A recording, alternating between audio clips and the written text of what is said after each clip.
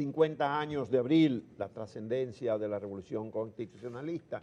Fue un día como hoy, 24 de abril, en el año 1965, que una parte de las Fuerzas Armadas Dominicanas se pronunciaron por el regreso al gobierno constitucional del profesor Juan Bosch, que había sido derrocado el 25 de septiembre del año 1963, apenas 7 meses después que se instituyera este gobierno, fruto de una elección democrática, la primera elección democrática probablemente de la historia, por lo menos del siglo pasado en la República Dominicana, encabezada en esa oportunidad por el profesor Juan Bosch, quien obtuvo el 59% de los votos.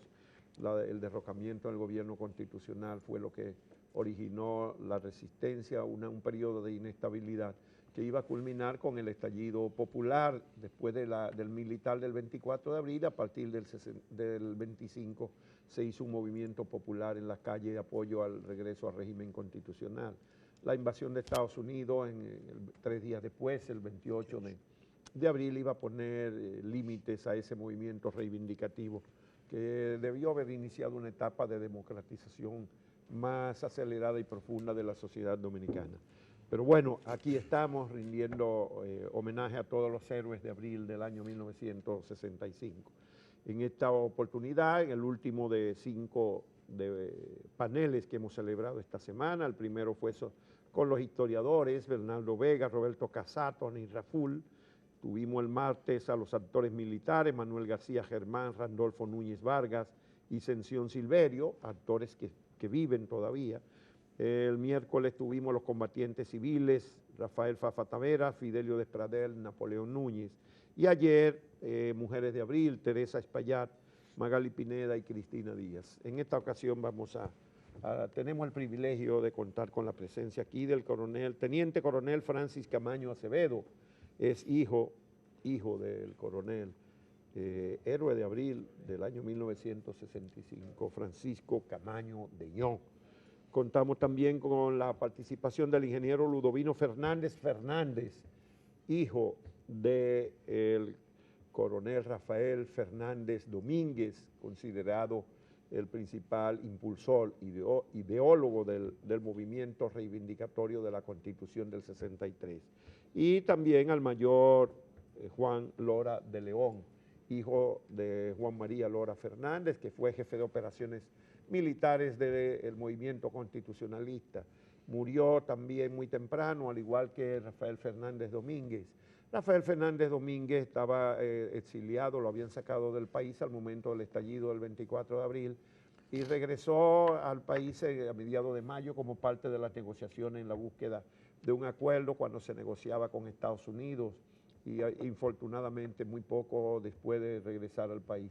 Murió el 19 de mayo en un intento de retomar el Palacio Nacional que al principio estuvo en manos de los constitucionalistas.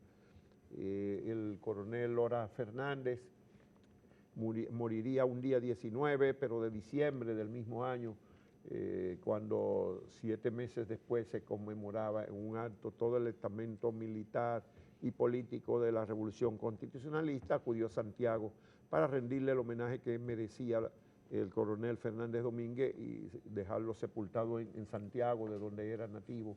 Allí en el cementerio y luego en el Hotel Matún fueron atacados de una manera inmisericordia en lo que casi fue un intento de genocidio contra el mando político militar meses después, por lo menos más de 3 meses después de firmar el acta institucional que puso fin a ese conflicto con la participación de los Estados Unidos. Pues muchísimas gracias por la compañía de ustedes, por haber atendido nuestra invitación. Rafael, vamos a comenzar entonces con ellos. Sí, quisiéramos primero una panorámica, ese es un cuestionamiento que le hemos hecho en todos los paneles, desde su punto de vista la trascendencia histórica de la Revolución Constitucionalista del 65. ¿Qué ha significado para el país? ¿Quién se apunta? Los militares primero. ¿Y dentro de los militares? Francis. De mayor rango. Por rango. Sí, yo ese. Teniente coronel. Bueno, la importancia que tuvo la Revolución de Abril de 1965 para nuestro país es que marcó un una toma de conciencia dentro del pueblo dominicano y dentro de las Fuerzas Armadas. A partir de ahí nosotros hemos planteado siempre nuestro punto de vista. A partir de ahí nuestro país ha tenido más libertad, más soberanía. Ha habido una mejor unión entre los militares y los civiles, algo que es significativo, que no existió prácticamente nunca dentro de las Fuerzas Armadas. Esto nos permite dar como opinión también de que marcó un hecho histórico y trascendental dentro de la República Dominicana, porque fue también el primer país de América Latina que en el siglo XX enfrentó a las tropas norteamericanas, al ejército más poderoso del mundo en esos momentos. Un enfrentamiento, le digo, directo con esas tropas, no con mercenarios. Aquí vinieron tropas norteamericanas, 82ª División Helitransportada, y vinieron tropas mercenarias también, de otros países. Pero por eso le decía que esto ha significado y ha marcado a la República Dominicana, ha marcado a nuestro pueblo y a nuestra historia. Y a partir de ahí nosotros, como le decía al inicio, hemos sido más libres y más independientes, más democráticos. Ha habido una toma de conciencia dentro del pueblo dominicano que nos ha permitido llegar a donde estamos. En otros tiempos, ni el mayor Lora ni yo hubiésemos podido estar dentro de las filas del Ejército Nacional. Mayor Lora, su opinión respecto a la conciencia en las Fuerzas Armadas de esa relación que debe haber con el poder político. Antes era muy significativo la intervención de los militares. Quizás después de la revolución ha habido una postura mucho más institucional, podemos decir. Sí. Buenos días a todos y gracias por la oportunidad que nos brinda en este panel. Hay un antes y un después. Recuerden que luego de la caída del gobierno de Trujillo, de la tiranía de Trujillo, hubo un gobierno de transición. Nuestras Fuerzas Armadas vienen de un régimen dictatorial, eso es ineludible. Todos los militares constitucionalistas fueron formados en escuelas militares del régimen de Trujillo. Pero la trascendencia importante es que la conciencia que tomaron esos militares de abril es sobre la conducción o la transición del momento de la tiranía a la democracia. 31 años después, con unas elecciones en el año 62 que la ganó el profesor Juan Bosch, no fue fácil cambiar esa mentalidad. Y yo concluyo diciendo que hay un antes y un después, porque luego de la Revolución de Abril, ningún militar se ha atrevido a intentar un golpe de Estado. Esa es la trascendencia más grande que yo he concebido y he vivido, porque lo viví durante los últimos 50 años en el país, porque nosotros no pudimos salir fuera de nuestro país como exiliaron a los otros militares constitucionalistas. Bueno, el ingeniero Ludovino Fernández, hijo del coronel Rafael Fernández Domínguez y de doña Lete Fernández, que ha escrito y ha mantenido vivo el legado de los héroes de abril y en particular de tu padre. ¿Cómo enjuicias tú la trascendencia de ese movimiento, del movimiento constitucionalista? Mira, hay dos cosas importantes. La primera es que, como dijeron mis amigos, viniendo de un régimen militar dictatorial como el de Trujillo, los militares se habían formado de una manera diferente. Había una conciencia que se resume en una frase que dijo el coronel Fernández Domínguez en ese suceso. Los militares no están para quitar gobiernos democráticos, ni gobiernos elegidos por el pueblo. Y sería la primera vez en América que lo que los militares le quitaron al pueblo, los militares se lo devuelvan. Eso resume un cambio en la actitud militar enorme. Eso por un lado. En términos sociales, muchísimo. Es una pena que después de tantos años los principios se vean pisoteados un poco por el interés económico y el poder. Pero sin ninguna duda ha habido un cambio en la conciencia democrática del pueblo y en la conciencia social de que el pueblo es el que dice la última palabra, es el que tiene el verdadero poder. Lo estamos viviendo ahora mismo. Cómo se complica algo que debe ser tan sencillo como una reforma constitucional que está prevista en la misma Constitución. Pero en el trasfondo yo creo que es el hecho de que, y esto me trae a la memoria aquello que dijo un presidente nuestro pasado, de que la Constitución parece un pedazo de papel. Yo no lo creo, pero se puede confundir el hecho de una reforma constitucional con la manipulación de la Constitución. Y creo que todo eso está ya en la conciencia nacional. Perdóname. Bueno, Fernández, tu padre fue, digamos, uno de los planificadores, de los ideólogos desde antes, intentó defender el gobierno antes de su derrocamiento y se mantuvo firme, fue sacado del país, pero él era el líder, digamos, de esa etapa. Tuvo, por supuesto, muchos otros compañeros de armas que participaban de eso. ¿Cómo ha asimilado tú? Usted era muy niño cuando murió tu padre en el 65. Sí, éramos muy pequeños. Pero después ustedes han estudiado y han recibido el legado de él. ¿Cómo lo recuerdan esos años? ¿Cómo creen que fueron esos años para él de duro? Lo exiliaron en Chile, ¿fue? Sí, primero en España, en Madrid, y después en Chile. Bueno, para decirte la verdad, para mí fue una gran aventura, porque en mi casa, y eso siempre lo digo, nunca recuerdo un episodio de tristeza, nunca. La labor que hizo mi mamá Arlete con nosotros fue mágica. Yo tuve una niñez y una adolescencia llena de felicidad y de alegría en mi casa. Y nuestro legado era aquel ejemplo que dejó aquel hombre especial, aquella memoria que nosotros vivimos siempre con alegría, nunca con tristeza. Hijos de héroes, 1 ingeniero civil, 2 militares. ¿Cómo ha repercutido en su vida, en el caso de los 2 militares, ese legado paterno? Va con los rangos. Mira, es decir, un hijo de Francisco Alberto Camaño Deño. Mira, en nosotros ese legado, como he dicho otras veces, a veces es una responsabilidad grande mantener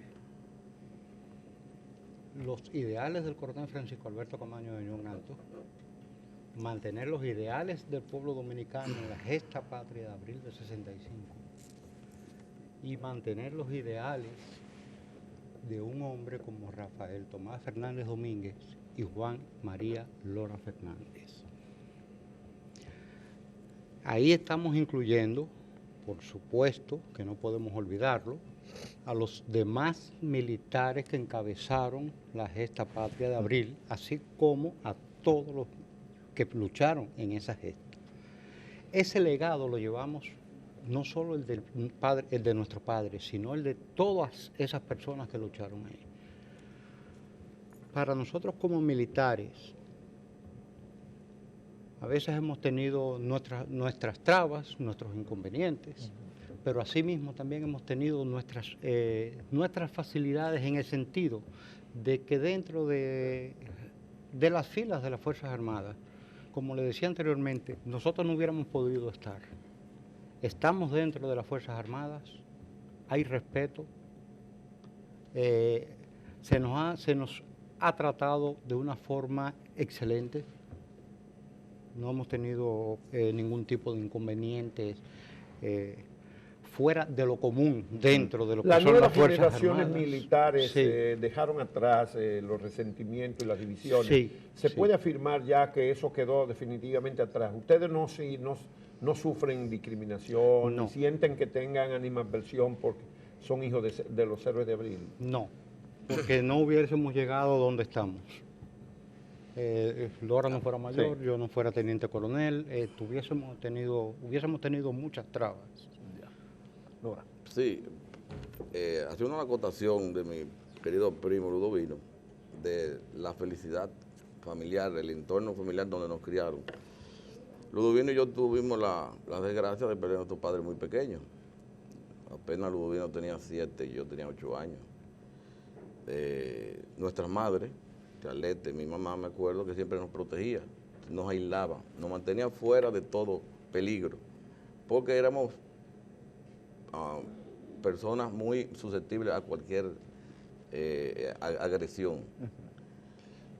Yo no sé, no me acuerdo de Ludovino, pero yo pasé los 12 años de Balaguer aquí, más después los 8 del PRD, más después los 10 de Balaguer, más estos últimos 14, 15 años que han transcurrido a partir del 96. Las Fuerzas Armadas empiezan una apertura a partir del 96. Recuerdo... ¿Y no sería del 78 que empezó No, señor. la No, ruptura señor. del pasado? No, señor. Ahí no se rompió. No se rompió ahí, No. pero no comenzó, por lo menos la de los límites a la participación militar en la política. No, No. no. Porque inclusive la Constitución de esa época que estaba vigente no permitía el reingreso o reintegro de militares constitucionalistas. No, yo quiero decir que empezó el proceso con el retiro de una serie de militares que representaban el activismo político entre las Fuerzas Armadas. Sí, pero no es que se logró el ideal, pero digo que empezó el proceso. No. No, Para usted no mí- reconoce que Para mí empezó ahí. empezó en el 96. Porque En el 96. recuerdo que en esa época el expresidente Leonel Fernández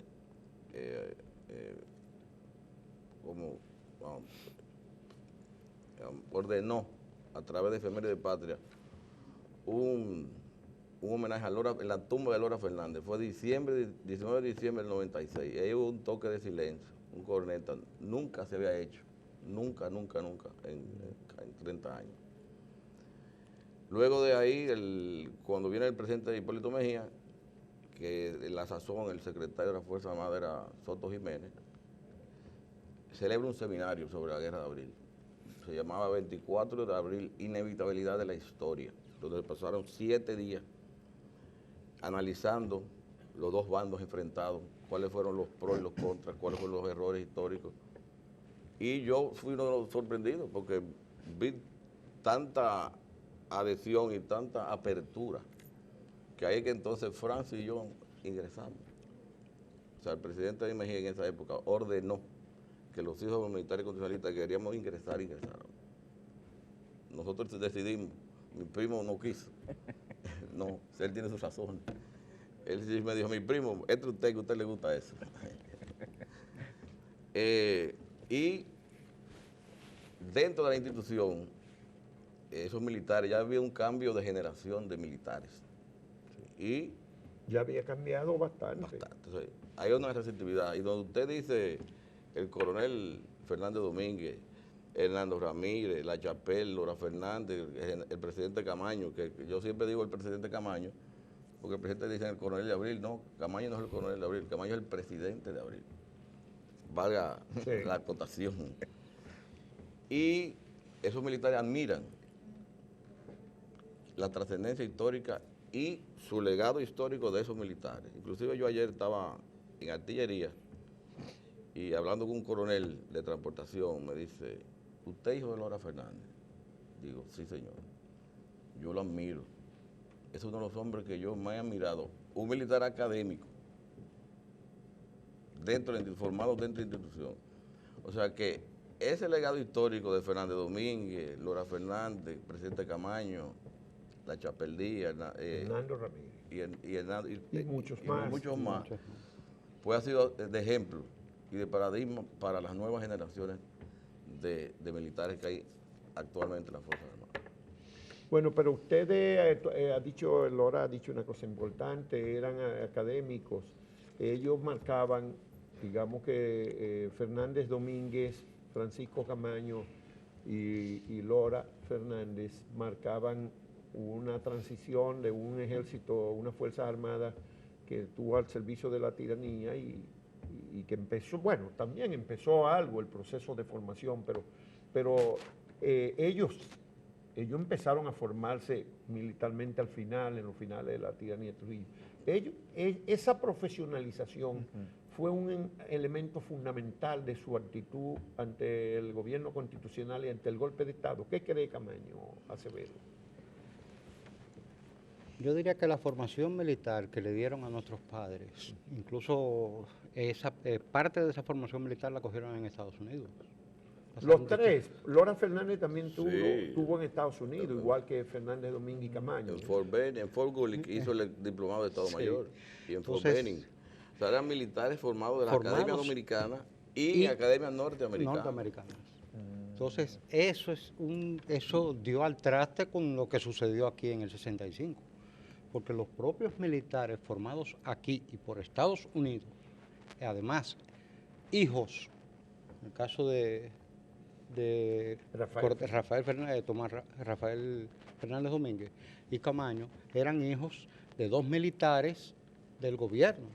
Entonces, eso impactó mucho, porque eran hijos de dos militares que estaban al lado de Trujillo. Sí.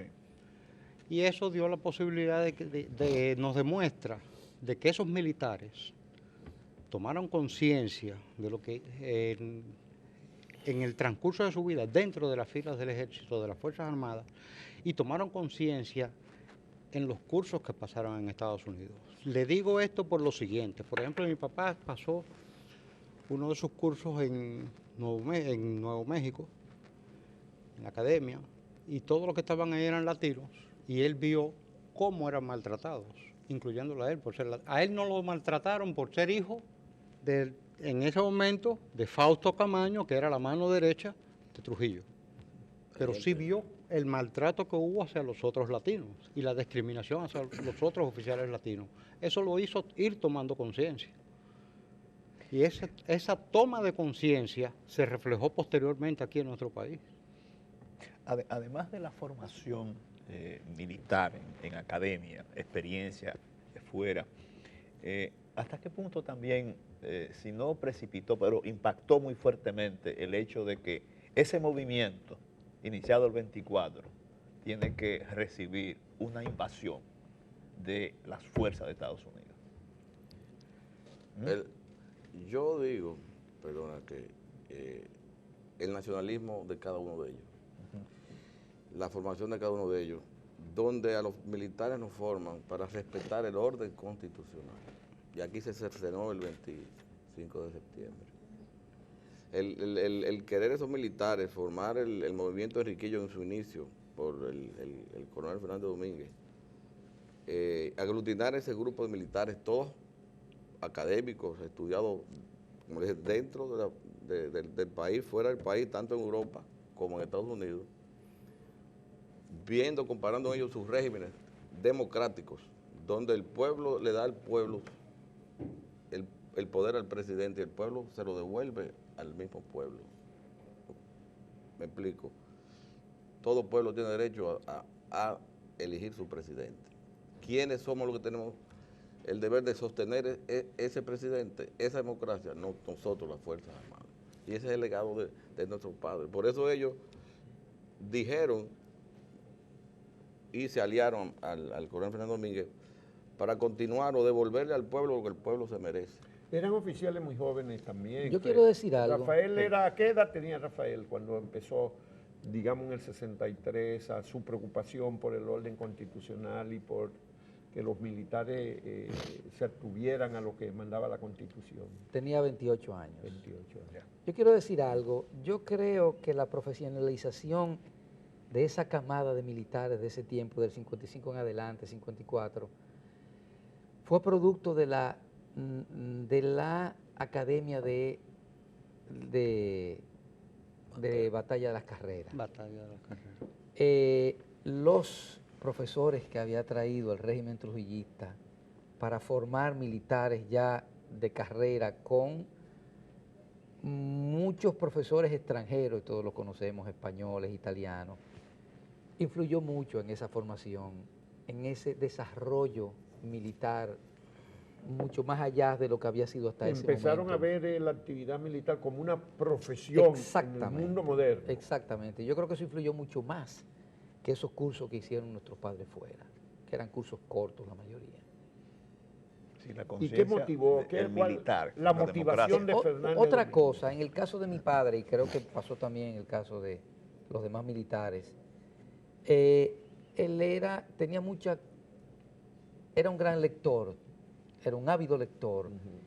Era muy difícil antes de ese momento, sobre todo antes de la academia, tú tener acceso a libros ya modernos que hablaran de milicia o de política, y aunque no era fácil, ya se comenzaba a tener acceso a esa lectura y a la radio.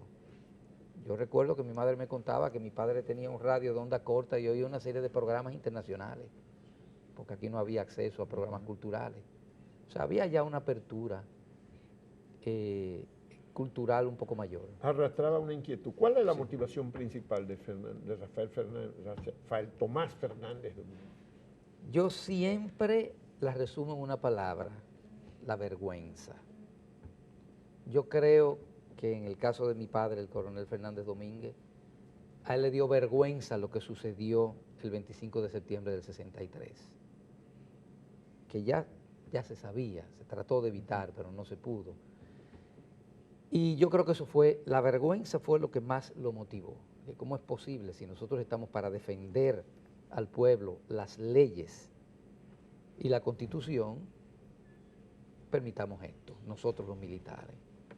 Pero él ya arrastraba cierto background, una tradición de pocos años, pero él no fue un militar clave en evitar el golpe de Estado de enero del 62 fue, el de Echeverría. ¿No estuvo él entre los coroneles o entre los oficiales que Sí, tuvieron bueno, un papel protagónico? es correcto, él fue que organizó la operación que apresó a Rodríguez Echavarría y que repuso a los miembros del Consejo de Estado de nuevo. Cuando intentaron bueno, incluso llegaron a nominar un presidente, ¿verdad?, para constituir una junta Es correcto, cívico-militar sí, junto con Balaguer es correcto. con Balaguer. Sí. Y en el caso de Francisco Alberto Camaño Niño, militar, en la policía, en una de las áreas represivas, asume el liderazgo. ¿Qué le motivó? Mira, realmente el liderazgo lo tenía el coronel Rafael Tomás Fernández Domínguez. Y fue quien introdujo al coronel Camaño dentro del movimiento. Aparte de eso, eran amigos, pero muy amigos. Eran muy amigos. Se tenían plena confianza ambos. Una confianza extraordinaria. Y al comenzar la gesta patria, el 24 de abril, el coronel Fernández Domínguez no se encontraba en el país. Exacto. Quien estaba al frente era el coronel Hernando Ramírez. El coronel Hernando Ramírez le entregó el mando a Camaño por un problema de que él estaba enfermo, no podía estar dirigiendo. En un momento Sí. demasiado demandante, como Demasiado fue, demandante. ocurrió el 27 de abril, ¿verdad? Y le entrega el mando al coronel Camaño. A partir de ahí es que Camaño comienza a tener un papel, a verse la figura de Camaño ya dentro de lo que era el proceso de la revolución. Y quiero destacar algo. Después de comenzada la revolución y que eligen a Camaño como presidente y todas estas cosas, cuando el coronel Rafael Tomás Fernández Domínguez regresa al país, tuvieron un encuentro donde uno puede observar la relación que había entre esos hombres y la amistad y la confianza que existía entre esos dos hombres. Al llegar Rafael Tomás Fernández Domínguez, Camaño le fue a entregar la presidencia. Y Fernández Domínguez le dijo, no. Tú estás aquí. Te entregaron la presidencia y te pertenece. eso, si yo quisiera, a mí me hubiera gustado haber visto a esos dos hombres uno frente a otro Sí. en momentos así. Pero es un gesto histórico verdaderamente relevante el haberse. Yo conocí el capítulo, sí, pero la verdad es que todavía uno lo escucha, impresiona, porque en la historia dominicana la afición al poder es tan grande que Es la tan gente grande. pasa por encima de cualquier cosa, De y se cualquier presta para cosa. cualquier cosa. Pero Fernández Domínguez tuvo un gesto de dignidad enorme. Porque ya Camaño se lo había ganado en las calles. Y claro. estamos hablando ya, ¿cuándo que regresa 27. Fernández Domínguez? ¿De qué día de mayo? El 13 de mayo. El 13 de mayo. Y ya habían pasado 15 o 16 días, más de 2 semanas de combate feroces, como lo del 27, 28 de abril y después una parte de esos. No, pero por eso quería destacar esa amistad, esa confianza que existían entre esos dos coroneles. Que esto, y en el caso, por ejemplo, de Lora Fernández, de Monterache, de La Chapelle, que existía esa confianza también.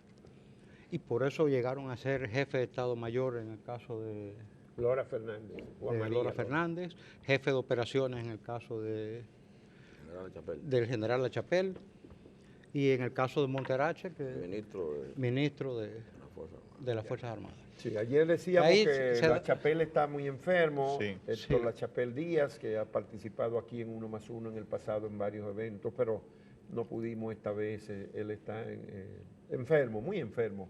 Hacemos votos por su recuperación y desde aquí un gran saludo para ese amigo Héctor La Chapelle Díaz. Vamos a hacer una pausa, Rafael, Sí. para brindarle este cafecito Santo Domingo y volvemos dentro de unos minutos para seguir esta conversación.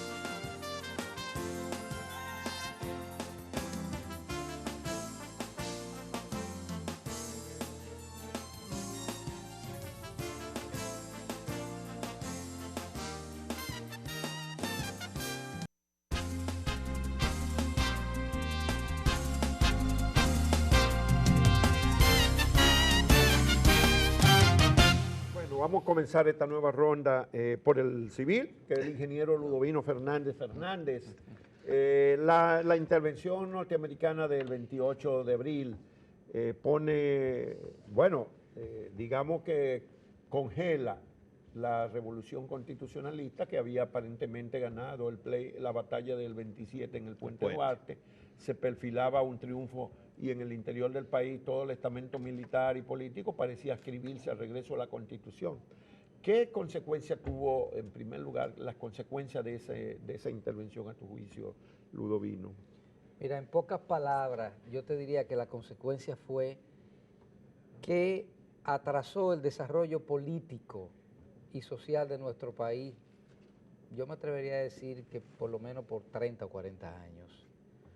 Porque lo que vino después, los 12 años del doctor Joaquín Balaguer, no hizo más que someterse a la voluntad de los Estados Unidos y a un régimen, yo me atrevería a decir totalitario, porque aquí no se podía hacer nada, que nos atrasó muchísimo. De hecho, se mantuvo en secreto, o era prohibido hablar de aquella gesta que se vivió en esos tiempos. Fue después del 78 que se comenzó a hablar de ese proceso, de esa guerra de abril, de aquello que ocurrió. O sea que el atraso nuestro fue en términos políticos y social enorme por la intervención norteamericana, que siempre he dicho y se supo después que fue absolutamente injustificada. Estamos totalmente de acuerdo con lo que dice nuestro hermano Ludovino. Yo creo que el atraso, como él decía, de 30 o 40 años, un atraso socioeconómico y político.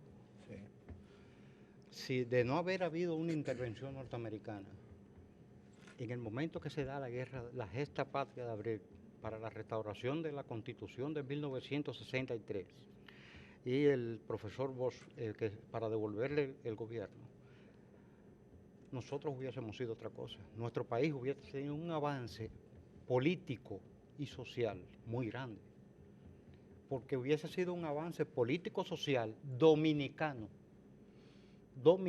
sin nadie metido en el medio, que nos trancara una puerta o nos cerrara el paso, que nos obligara, como hicieron los americanos después que estuvieron aquí, y los gobiernos sucesivos Sí, porque a esa intervención. hay que recordar que después ganó Balaguer Con la presencia 66, con la Estados presencia de los norteamericanos. americanos. Es decir, que eso nos Lora de atrasó. León, Juan Lora de León, mayor. Para mí la intervención norteamericana fue un error político del ala conservadora de la política norteamericana, donde no tuvieron como una visión de futuro hacia nuestro país.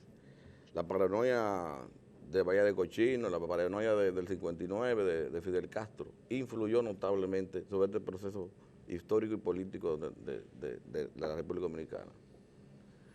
Es lo que para mí es mi apreciación en cuanto a que ese rol político, como vuelvo y repito, fue totalmente funesto para el desarrollo de estos últimos 50 años de nuestro proceso democrático. Tú has insistido de que el cambio fundamental en los militares se da a partir del 96. La vida de ustedes hasta el 96, Bueno, porque terminaron siendo militares, ¿y antes qué? bueno, nosotros, aunque eso no estaba escrito, pero nosotros no podíamos ingresar a la academia. Yo inclusive en el año 75, cuando me hice bachiller, le dije a mi madre, voy para la academia. Y ella me prohibió, dijo que no, que imposible, yo estaba loco. Yo le dije a ella, digo, vieja, tengo un permiso, que en esa época fungía como primera dama doña Emma Balaguer de Vallejo. Era la primera dama. Sí.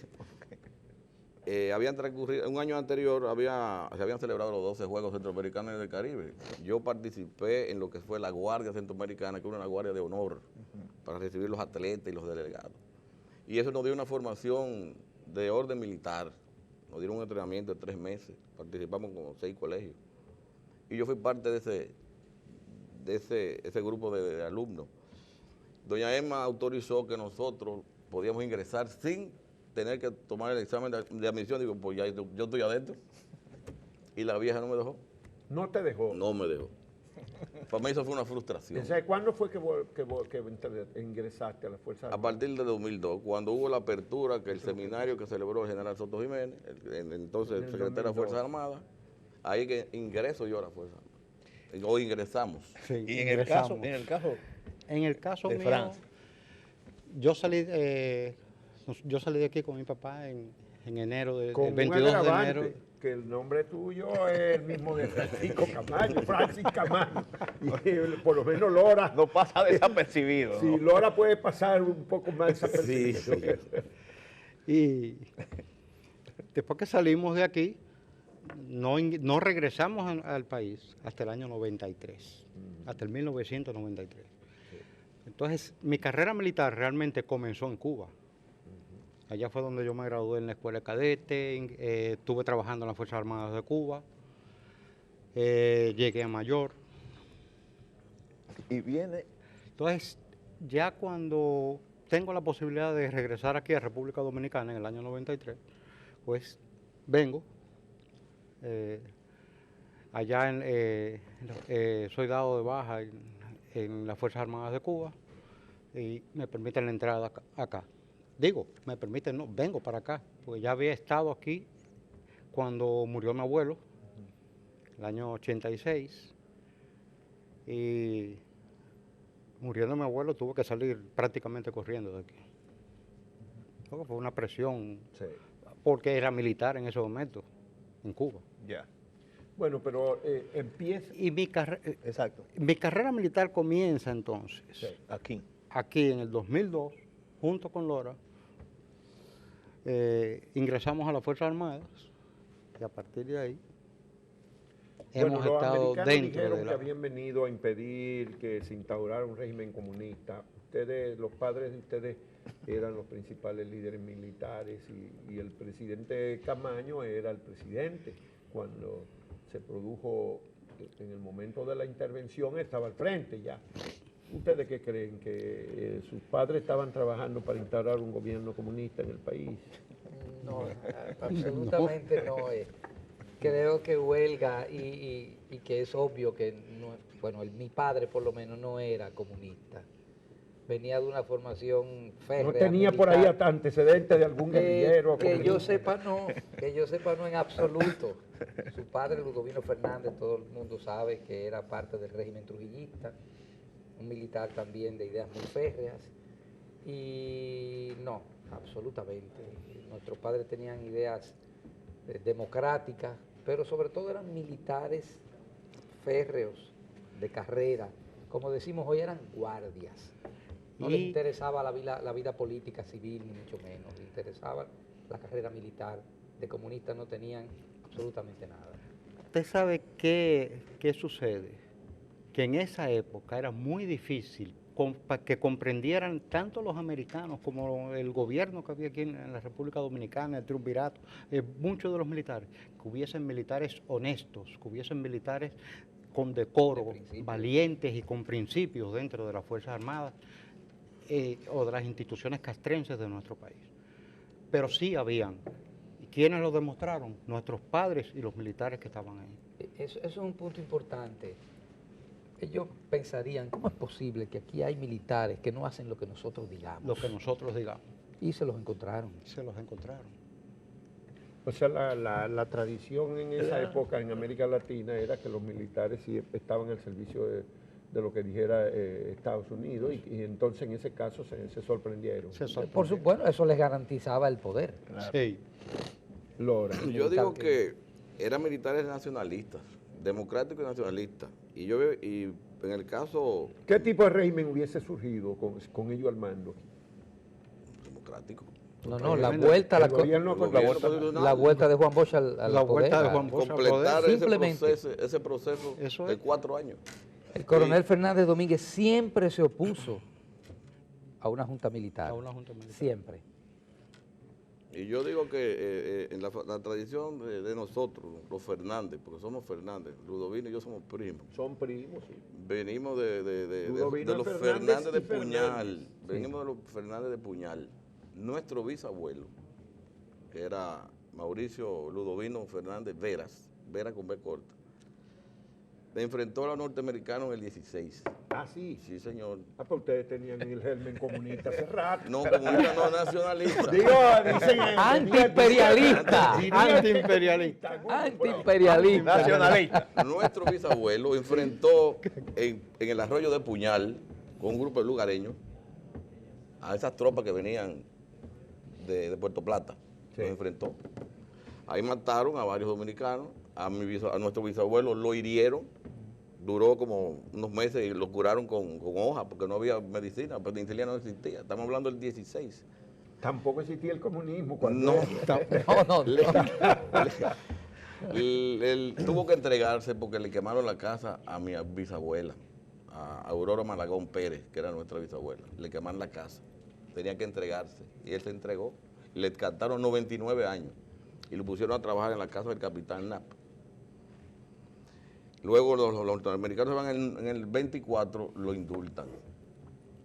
Pero ese ejemplo de nuestro bisabuelo se transmite a esos dos nietos, a Fernández Domínguez y a Lora Fernández, que vienen en el 65 y enfrentan a la invasión, no norteamericana, no, los otros países que vinieron conjuntamente con ellos. La Fuerza Interamericana de Paz. No debemos olvidar algo. Yo creo que ellos nunca previeron una intervención norteamericana, ni mucho Ellos no menos. estaban- No estaba en el programa. No, en el programa. Debe en haber el sido programa. una sorpresa muy Una grande. Eso pienso yo, eso pienso. Ahora, cuando se da esa sorpresa, miren la actitud que toman estos militares. Ah, no, por supuesto.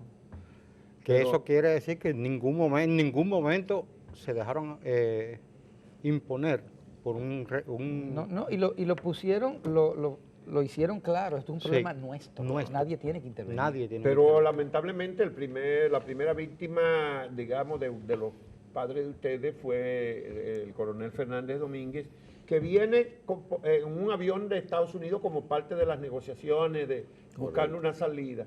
Y días después cae muerto justo por disparo de soldados norteamericanos que correcto. intervenían en el proceso. Sí. Mire, hay